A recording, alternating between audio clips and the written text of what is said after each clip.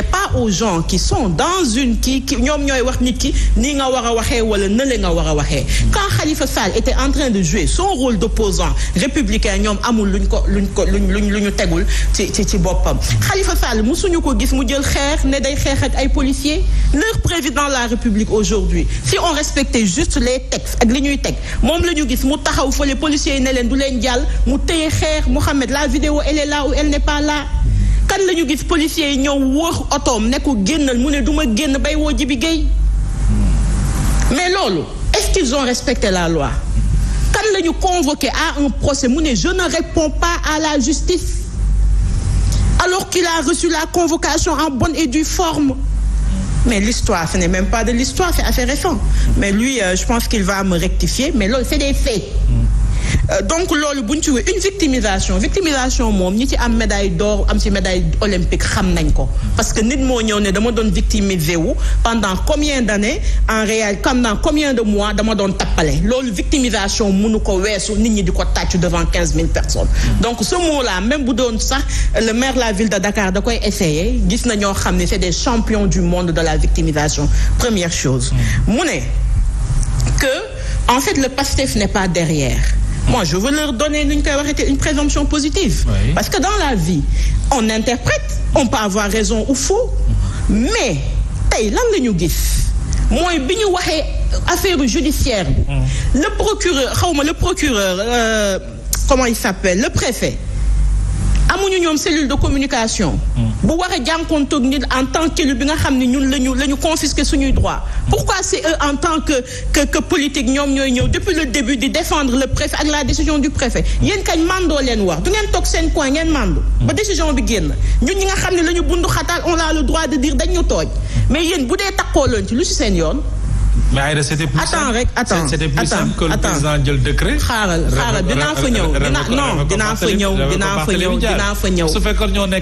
fa ñëw bàyyi ma rek ma yeggali sama lancé. Il dit que ñoom seen yoon nekku ci rien ne vous empêche ngeen mandu bu ñu leen tàllalee micro ngeen ne mi ngi dem justice mais ñoom ils anticipent même sur les décisions de justice. Beneen bi on a vu un de leur directeur bi nga xam ne moom day bind tey suba les faits am. Le directeur du port ñëwul ne Diaz dañ koy radier au niveau de l'Assemblée nationale le lendemain kii bi ñëw le président lire ko sans aucune nu ñu koy waxee forme d'élégance ñu def la radiation le lendemain mu ñëw ne y a plus de Diaz à l'Assemblée il faut qu'il n'y en ait plus à la mairie amaguñu notification le fuyard comme je l'appelle qui lui-même n'a jamais respecté la loi et je pense que tonton bi war na di toog di wax ak moom et di ko rappeler xaw ma ndax période boobu moom mi ngi woon ci ñoom ki nga xam ni biñ ko convoqué la daw yore mbuusam jël bateau di dem kooku respecté woon na loi ñëw moom di ñu apprendre les lois di wax li xaar Diaz le lendemain il reçoit sa convocation je veux dire on veut bien être naïf et naïve on veut bien en réalité gëm leen ci li ngeen di wax mais vos actes ne sont pas en accord vos paroles ne sont pas en accord avec les actes que l'on pose beneen bi Mohamed la décision du préfet de nous interdire nous en tant qu'élu parce que tey li mu bind nee naa la liiruma ci texte bi fu ñu ko nee Barthélémy Diaz plateau waroo fa jaar fu ñu ko nee Barthélémy Diaz rond-point Kër Gorgui fi mu doon fi amoon chantier yi waroo fa dugg wala fu ñu ko notifié ni ko ville de Dakar amatoo droit teg fa sa tànk si vous avez cette notification monsieur Bey jox ma ko ma téye ko amul mais ku nekkatul non attends dama ne la ku nekkatul conseiller le citoyen dakarois il a accès à la ville ou pas bien sûr en tant que citoyen oui. Il a accès à la ville ou pas bien sûr Dakar Barthélémy Diaz dañ ko dindil le fait qu'il habite Dakar du tout dañ ko dindil le fait qu'il soit sénégalais donc sur quelle base on l'interdit d'accéder à la ville amul gis nga dañu ne mën nañ ko interdire bu dee dafa am trouble à l'ordre public mais ku sol vestam ñëw toog ban trouble à l'ordre public la am bi ngeen koy bundu xataal mu topp leen discuter ne leen quelles sont vos raisons bi ngeen ko waxee mu bañ a indi polémique mais dafa dugg ci otoom dem foofu ban victimisation moo fa nekk mais au-delà de lui ñun ñi nga xam ne on est des adjoints mais cette notification là ne nous concerne pas la notification ne concerne pas les conseils municipaux ñu dem un des nôtres tonton Ahma moo tax ma indi lii biñ koy voteel moom Diaz en tant que maire lii lañ ko takkal bi ñuy voteel ñun ñi ñëpp en tant qu'adjoint bi ñu ñëwee ñu voteel ñu gagné lii la ñu jël ñu takkal ko suñuy ndigg les députés nii lañ koy def ñun ci ndigg lañ koy takk le jour quand la suppléance a été de facto jour vendredi bi fekk Diaz avant ñuy wax ay démission ou pas il avait convoqué une réunion du bureau municipal ñun ñëpp ñu ñëw